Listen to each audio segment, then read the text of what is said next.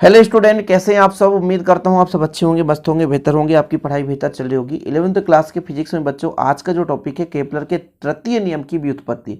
इसके पहले हमने केपलर का द्वितीय नियम करा दिया था। उम्मीद करता हूं आप लोग वीडियो देख लिए होंगे। चलिए तृतीय नियम देखते हैं बच्चों। केपलर ने पहले नियम में क्या बताया था कि भाई कोई भी ग्रह है सूर्य के चारों ओर दीर्घवृत्ताकार कक्ष पर या पथ पर चक्कर लगाता है। जैसे यहाँ पर मैं एक सूर्य का चित्र बनाता हूँ। आप लोग कहोगे सर इतना छोटा सूर्य ऐसा हो नहीं सकता, ठीक है।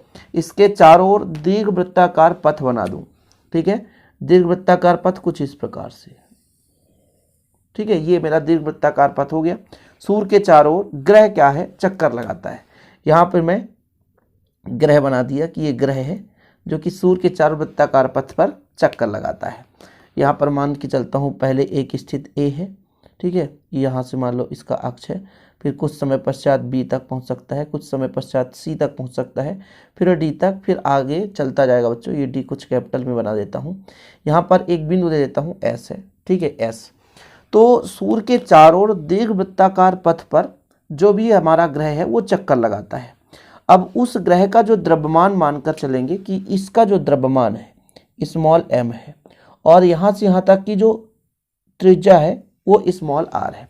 यानी सूर्य के चारों r त्रिज्या के वृत्तीय कक्ष पर परिक्रमा लगाता है। पहले तो दीर्घवृत्ताकार पथ बताया गया, मान के चलते हैं वृत्तीय कक्ष पर। हालांकि जितने भी ग्रह हैं दीर्घवृत्ताकार पथ पर ही चक्कर लगाते हैं। तो इसकी जो त्रिज्या है स्मॉल r मानकर चलते हैं, द्रव्यमान स्मॉल m है। और सूर्य का द्रव्यमान आप मान सकते हो, जैसे सूर्य का द्रव्यमान मान के चलते हैं कैपिटल M है। क्या है, कैपिटल M है। तब दो पिंडों के बीच जो लगने वाला बल होता है, गुरुत्वीय बल होता है, वो कितना होता है बच्चों। क्योंकि दो पिंडों के बीच जो लगने वाला बल होता है दोनों के द्रव्यमान के गुणनफल के अनुक्रमानुपाती होता है। यानी कैपिटल M और स्मॉल m के गुणनफल के अनुक्रमानुपाती, और बीच के दूरी के वर्ग के व्युत्क्रमानुपाती होता है।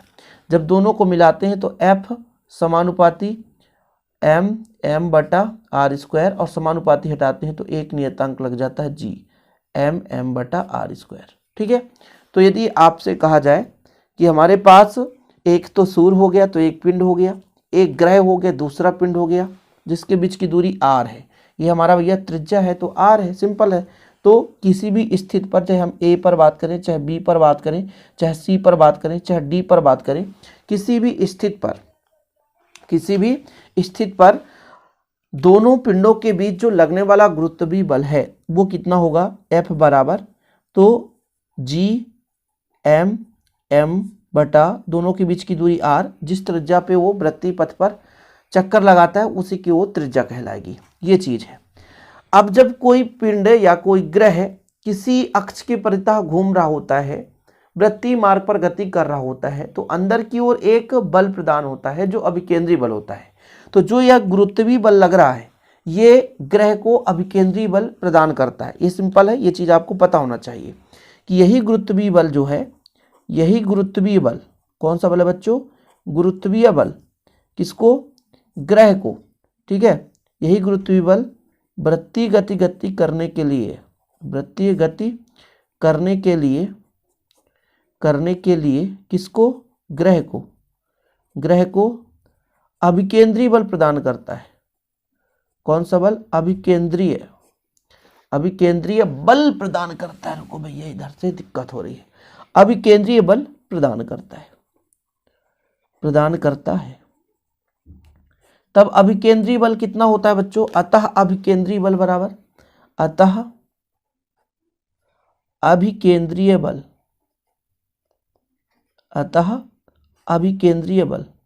बताओ अभिकेंद्रीय बल कितना होता है, F बराबर mv स्क्वायर बटे r। इसको आप समीकरण 1 दे दो और इसको आप समीकरण 2 दे दो। समीकरण 1 जो है बच्चों वो समीकरण 2 के बराबर होगा, क्योंकि जो आपका गुरुत्वीय बल है वही अभिकेंद्रीय बल प्रदान करता है।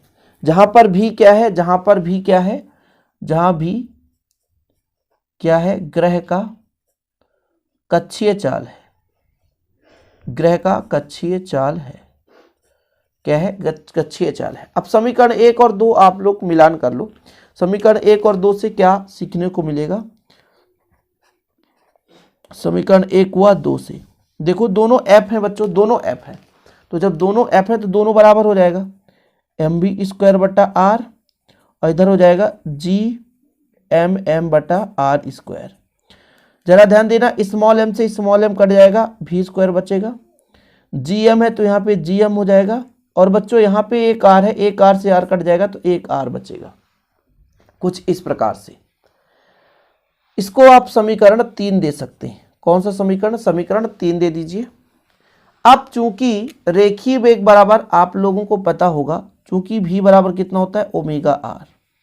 चूंकि v बराबर ओमेगा आर, और ओमेगा बराबर होता है 2π/t, 2π/t। ठीक है, जहां पे t क्या है? जहां t क्या है बच्चों? ये ग्रह का परिभ्रमण काल है। क्या है? ग्रह का परिभ्रमण काल, परिभ्रमण काल। ठीक है, मैं थोड़ा सा आपको एक चीज बताना चाहता हूं कि जैसे मान लीजिए कोई भी ग्रह है, चारों ओर चक्कर लगाता है, तो यहां से यहां तक जब एक बार पूरा घूम जाता है तो टोटल कितना कोणीय विस्थापन होता है? 360 डिग्री, जो कि 2π के बराबर होता है। और कोणीय वेग बराबर होता है कोणीय विस्थापन बटे समय अंतराल। तो कोणीय विस्थापन 2π है, मतलब 360 डिग्री, और टाइम कितना लगा? t। एक बार चक्कर लगाने में जो समय लगा वो t है, इसलिए 2π/t होता है। बेसिक चीज बताना जरूरी है ना, नहीं तो आप रटने लग जाओ कि कहाँ से आ गया सर, ये तो कुछ समझ में नहीं आया। समीकरण 3 से आप निकालो। समीकरण 3 में मान रखो जरा, v का मान कितना है? 2π/tr, और बच्चों वर्ग है तो वर्ग लगा दो। इधर है Gm/r, Gm/r। जब इसको आगे सॉल्व करोगे तो 2π का कितना हो जाएगा? 4π²। ठीक है, r का तो r²/t² बराबर Gm/ कितना हो जाएगा? Gm/r हो जाएगा। इसको अब थोड़ा सा पक्षांतर करेंगे। पक्षांतर किस प्रकार से करेंगे, थोड़ा ध्यान दीजिएगा। ये हमारा Gm है वो नीचे आएगा, देखिएगा। जो भी गुणा में होता है वो भाग में जाता है। जैसे हमारे पास 4π है तो 4π रहने दो, r को इधर लाएंगे तो r³ हो जाएगा, ऐसे ही होगा ना, r³ हो जाएगा। और बच्चों Gm है, नीचे आएगा तो भाग में हो जाएगा, और t इधर जाएगा तो t² हो जाएगा। यहां पर हम पक्षांतरण किए हैं, r इधर भाग में तो इधर आया तो गुणा में हो गया। ठीक है, Gm ऊपर है तो नीचे आ गया, अर्थात इसको हम या करके t² बराबर 4π²/Gm इंटू r³ है तो r³ कर सकते हैं। ठीक है, अब जब कोई भी चीज यदि हटाया जाए तो वहां पे हम समानुपातीय नियतांक लगा सकते हैं, या कि समानुपातीय नियतांक लगाते हैं तो अनुक्रमानुपाती हटाते हैं, ये चीज होता है। तो मैं आपसे कह दूं कि इसको मैं मान सकता हूं कि एक वैल्यू है ये। यदि 4π² को एक निश्चित वैल्यू दे सकता हूं कि मान लो ये k के बराबर है, एक नियत है। नियत मतलब इसका मान फिक्स है, इसका मान फिक्स है, तब आप कहोगे t² बराबर kr³, और एक नियतांक हटाते हैं तो आपका समानुपाती लग जाता है। और यही चीज तो प्रूव करने के लिए बोला गया था कि परिक्रमण काल का वर्ग ग्रह की सूर्य से दूरी के घन के अनुक्रमानुपाती होता है।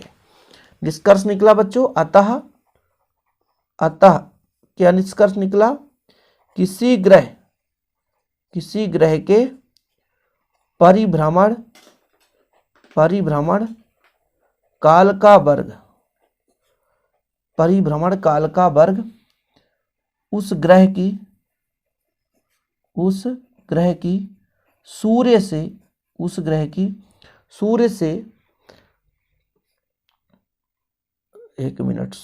से है ना, दूरी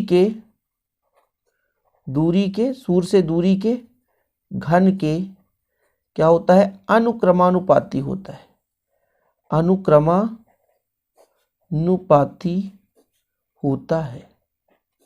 ठीक है, और लास्ट में लिख देना यही केपलर का तृतीय नियम है, यही केपलर का तृतीय नियम है बच्चों, यही केपलर का तृतीय नियम है। इस प्रकार से केपलर का तृतीय नियम कंप्लीट हो जाता है।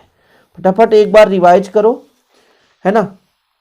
ये तृतीय नियम क्या कहता है कि जो भी हमारा ग्रह है सूर्य के चारों परिक्रमण लगाता है यानी घूमता है, तो परिक्रमण काल का वर्ग जो होता है सूर्य से ग्रह की दूरी के घन के अनुक्रमानुपाती होता है। सबसे पहले दो पिंड हो गए, एक ग्रह एक सूर्य, इसके बीच लगने वाला बल गुरुत्वीय बल हो गया।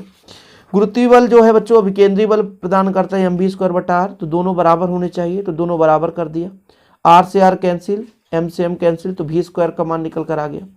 v बराबर होता है ओमेगा r, ओमेगा का मान होता है 2π/t, ओमेगा का मान होता है 2π/t, जहाँ t क्या है परिभ्रमण काल है। वैल्यू रख दो समीकरण 3 में, बर कर दो 2 दूना 4, π² t², r का तो r², gm/, यानी गुड मॉर्निंग है ना, गुड मॉर्निंग नहीं कह सकते भाई साहब, हम तो एक तरीका समझते हैं गुड मॉर्निंग बटा r, तो gm/r। इससे मैं t² की वैल्यू निकाल सकता हूँ पक्षांतर करके, t², इसको एक नियतांक मान लिया, हटाया तो समानुपाती नियतांक की जगह समानुपाती लग गया, सिंपल है। ये हमारा सिंपल तरीके से प्रूव हो गया केपलर का तृतीय नियम। तो आज के लिए इतना ही बच्चों, और आगे जो भी टॉपिक्स हैं वो आपको जल्द से जल्द प्रोवाइड कर दिया जाएगा, बिल्कुल आप परेशान मत होंगे, है ना। और वीडियो पसंद आए तो लाइक करके शेयर करिएगा। यदि आपको हैंड रिटेन नोट्स चाहिए फिजिक्स का, तो मात्र 100 रुपीज़ चार्ज है 1 सब्जेक्ट का। आप कांटेक्ट कर सकते हैं 96 85 29 91 49 पर, 100 रुपये चार्ज है। बेहतर रूप से हैंड रिटेन नोट्स आपको दिए जाते हैं। जय हिंद, वंदे मातरम।